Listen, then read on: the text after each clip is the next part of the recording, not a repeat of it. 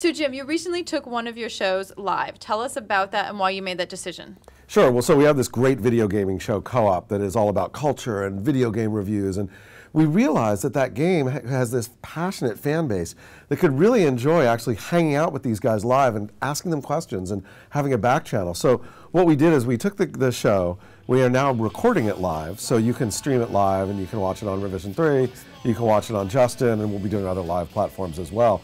And a small core, I mean, you know, of the entire audience, probably about 5% watch it live.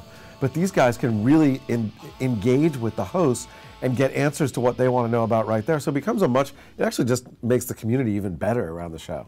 Any data on how viewers are interacting with it now that it is live? Yeah, well, we're getting tons of response from people are on Twitter. We're using Twitter as our live stream, as it were. So you put a hashtag in or something else, you see all the messages on Twitter, and there's just been this great interaction, and it's really helped. The thing that I see about live on a show like that, you're not going to get all your viewers in. You're going to get a small subset, but those are the ones who are really going to be interested in promoting and interacting, and they're basically your Baker Street irregulars who are going to go out there and really push the show on their friends and tell everybody about it. So it's really helped us bind those people who love it a lot even more to the show and to the hosts. So what's the business proposition? Is it to increase viewership, or is it more of a retention tool, as you say, to connect with your brand evangelists for that show? Well, a couple of different things. One, it makes the show easier to produce because it's live. You just sit and do it. It's done.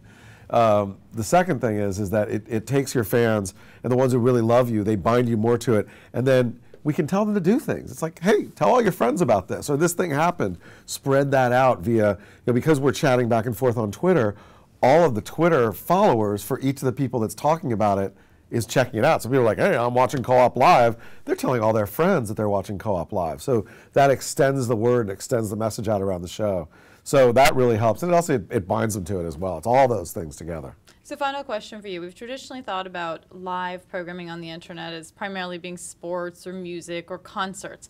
Is this a new direction that you're exploring in terms of a regular show being offered live?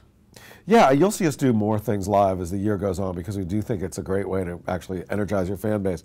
But I got to say, this is nothing new. Back when I did Ziff Davis and we did DLTV and Cranky Geeks, we did those live because we had a TriCaster. We would send them out live, and then we'd make the recorded version available about 6 hours later. It's what we do now. So this isn't anything new. It's just that finally we're back to trying it out and doing it in a way that I think makes sense for Revision3. Thank you, Jim. Sure. Twitter about and so forth. But anyway, thanks very much for coming. Do his work for. Yeah. That's right. Speaking of my work, this is a content farm, and if you haven't